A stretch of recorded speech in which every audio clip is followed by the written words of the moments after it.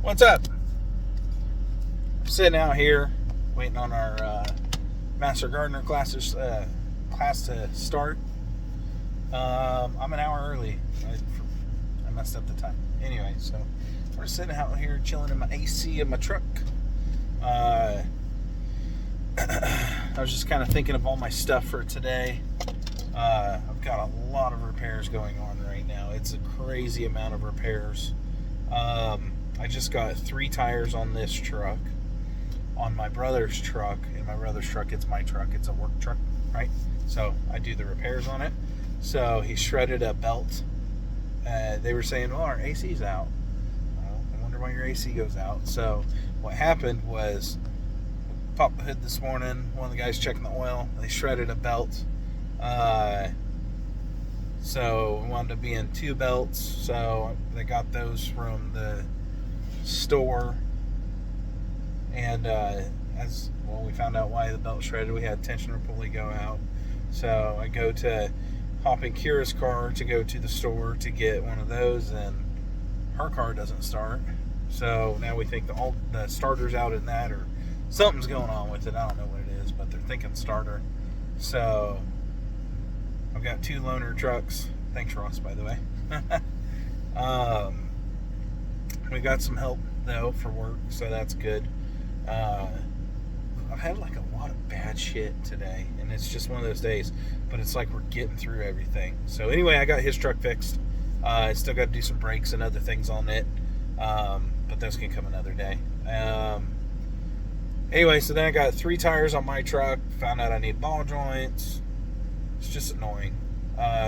All this is on top of, I've got like 4 or 5 mowers down, depending on how you count it. I've got 1 mower at my house with a blown engine that I just haven't gotten repaired. It needs to be running, but I just haven't got it repaired. So, but out of all of the mowers that we actually use, our walker's down. I've been looking for, I've almost got it ready, but it's still down. I've been looking for my rivet gun for a month.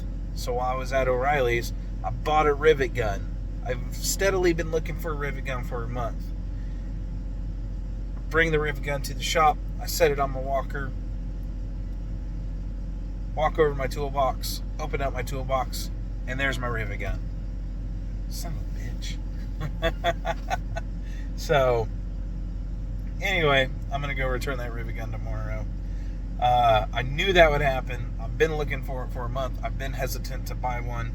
I've looked in my toolbox. I don't know why, but I just overlooked it. So, Ferris 48's down. Walker 48 is down. Which I don't really use the Walker all that much anyway. We don't really use a 48 all that much anymore anyway. But they're good mowers to have. We popped the engine on our 36, so that's in the shop. We had number 1 connecting rod break on that. So they said we can expect about a 10-day turnaround on that. Skag is down.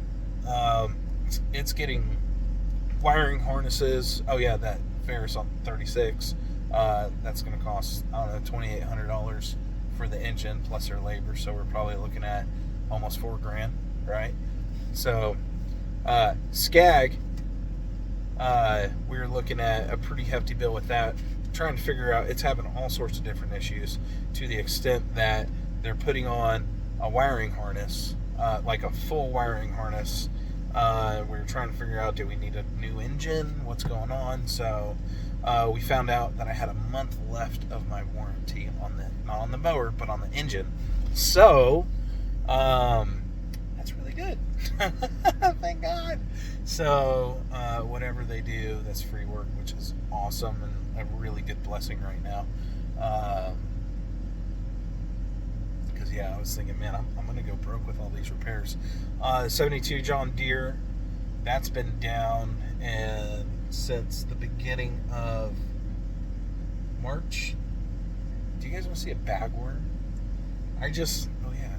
Anyway, there's a bagworm and it's coming down right beside my window out here. If you know what they are, I'll show it to you here in just a minute. If it stays there. So, the John Deere, it's been down since March. It had major charging issues, and had a hydraulic fan bust. We've had back ordered parts. I just talked to the guy today. I was like, hey, I need my mower, and he's like, it's ready. And I said, I'll be there tomorrow. So I've had a lot of trials lately, and a lot of things break, and I'm going nuts over it. But we're getting through it. It's kind of making me go a little crazy because I don't know why everything is breaking, because I keep really good care of stuff.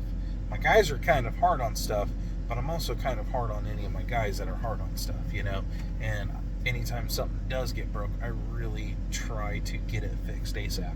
So, and then we're always checking our oil and our gas and stuff, and having proper maintenance on stuff. And I'm really anal about that this year. But anyway, getting the AC repaired in the Dodge, so we got a loaner for that. Kira's car, we got a loaner for. Son of... I can't show you the bagworm because a bird just came up and got it. That bird, I did not know that. Okay.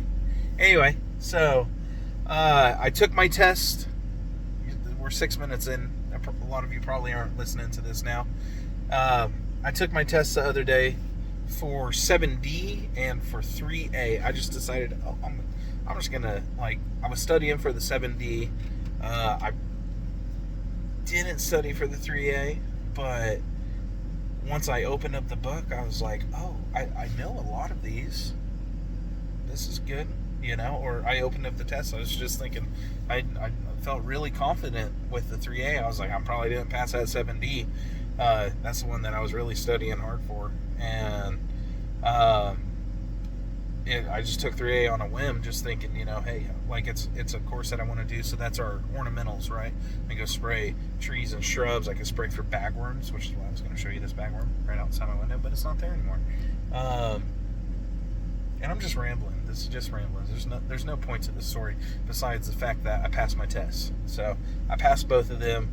You got to have 75%, and I got 75%. So yes, I'm now certified in 3A, 3B. I got my general. I got our business license for our chemical applications, right? And 7D. 3A, 3B, and 7D. So I'm pretty happy with that. So sky's the limit. Now, if I can only just keep some good help around, right, and I don't have to be out mowing, so I can go finish all our applications. So we're in some really hot heat right now, and I'm actually going around to a few of our properties that are having a hard time keeping that moisture in them. I'm going to start trying a carbon treatment on my yard. I'd like to see how other people's I'd like some other people's perspectives on it, but one of our properties, I'm recommending a moisture manager, so if anybody has some perspective on those as well, let me know. I've heard good things about both of them, so maybe backing them up if they're having really big issues, but with like one and the other, but yeah, that's it. I really don't have a whole lot. I'm just rambling about all of our repairs that we've been having.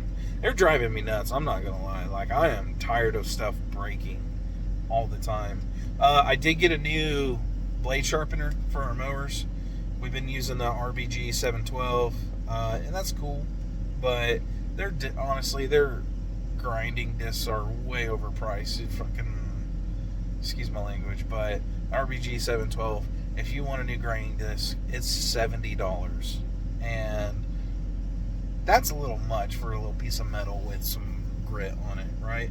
So I got a knockoff of the All-American sharpener. It's where you put your grinder in the deal, and I tried it out today, and I didn't think it was going to be that good, and it's not too bad. It's not too bad. I like running a mulch blade on my Skags. Actually, our Skag and our Ferris 60-inch, both of those run mulch blades, and they run the same mulch blade, and it does like a little step down, and that All-American sharpener, the knockoff because I don't know what the actual name of it is, but it does. It did a really good job. So, yeah. What else? Oh, we had like major issues last week with our mowers too. For some reason, our Ferris is using a little too much oil, more than what I'm comfy with, and that's our Ferris 60-inch. And then,